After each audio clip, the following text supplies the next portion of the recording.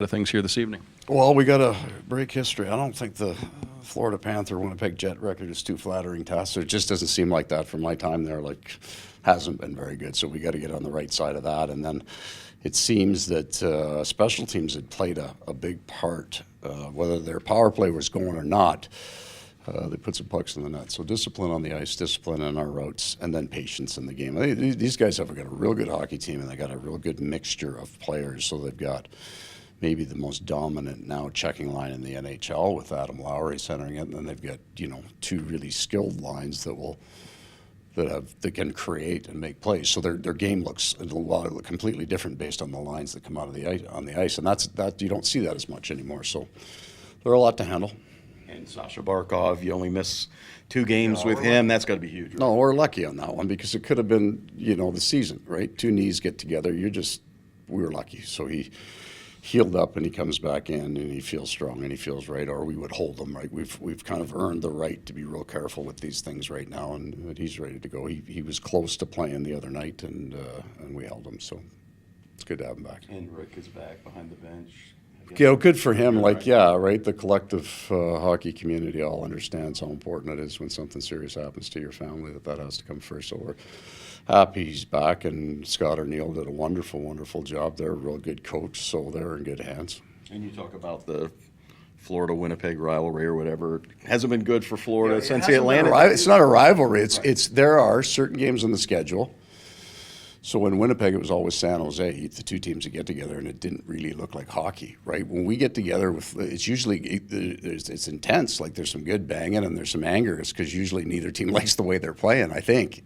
But exciting. There's usually enough mistakes on the ice that happen in these games that the fans are enthused. And you're 0-3. Yeah. On the Florida bench against them. Yeah, I know. Didn't want to remind you. I didn't think that needed to be brought up, George, but thank you. I think everybody understood. It's one of those understoods. All right, okay, that's fine.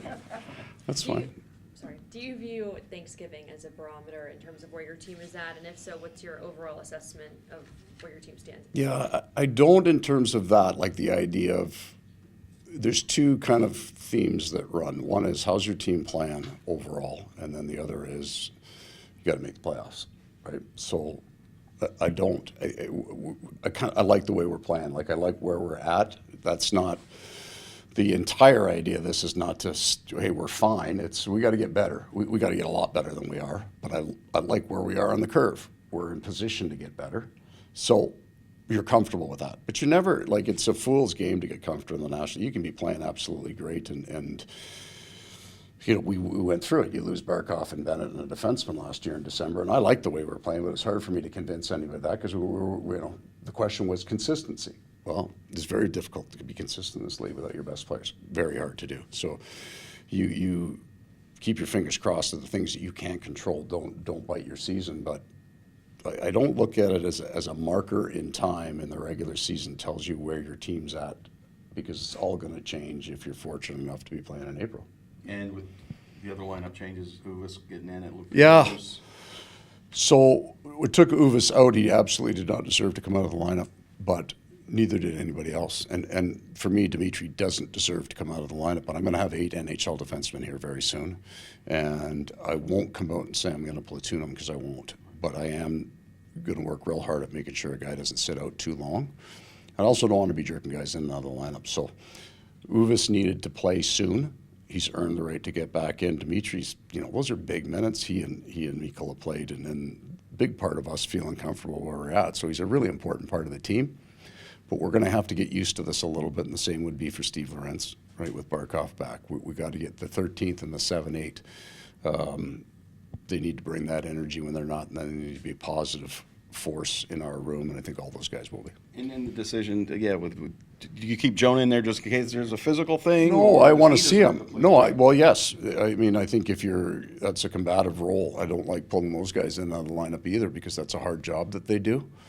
But I also need to learn something about him. We signed him for a reason. He came off an injury. He's been a long time since he's played. I've liked the structure of his game. He hasn't been out of position. He looks like he's physical. Clearly, he's willing. So I need to see him play some games before I make a decision on him. Paul, is the adversity that you've felt this year with the injuries to start and to this point created that same kind of desperation that you had last year near the stretch to get into the playoffs by 1 point? it felt normal for us to come in with 2 or 3 guys out of our line. It felt like that's the way we played all year, and certainly when we got into the playoffs, even, you know, we know we got 2 or 3 guys with broken bones playing. Like, we felt in somewhat of a deficit almost the entire year, so that it was normal. We survived it, though, because between management and pro scouts, they fixed the problem in the summer. Right? We brought in guys, and Uvas Belinskas is a perfect example of it. That's a name nobody knows, and he comes in, he played very, very well for us. Josh Mahura played well prior to his injury, but Kulikov and Mikkola and these guys who and Ekman Larson come in played really important parts. So we were actually probably, you know, from opening night of the season, we were a better hockey team than we thought we would be June 30th when we were assessing where we were going to be to start the year. But it's also a really good thing to have adversity. It's like you don't want to come out of the gate. You want to be playing your best hockey. That's everybody's goal. But you've got to be playing so much better hockey 7 months from now. So you don't want to be winning on your power play. You don't want your goaltender necessarily to be standing on his head. You want a little bit of that adversity so you can address the problems. And you can win some hockey games without everything going right for you, because that's the entire playoff run, right? You don't have momentum. You're not playing at home. The crowds you're always behind it in some ways in the playoffs. So that was the start of the first 28 games of us, was kind of brought us back to where we were. Any update on Mahura? I'm going to say 5 to 7 left, and that might be long. I don't think it's 2 weeks. I think he's probably another just before the weekend or just after the weekend in terms of 7 days. Do you bring him on this trip? Because there doesn't seem to be much practice time there. That's going to be a team performance decision, not mine. So if they think we will have an off day, but your rehab guys skate on your off days, they have to come in. So there is 3 days of skating. And then when they get the handoff to the coaches, we can really pound them. But Patrick Hornquist was in town, so he's our ace finisher. He's the guy that gets the guy from injured on the ice. So we'll let him work with Pat if we can. Well, I didn't see Mike Riley out there. Is that an injury thing, roster move thing? Or? Yeah, not an injury thing. That'll get announced later today. Okay, guys. Thanks, everyone. Thank you very much. Okay.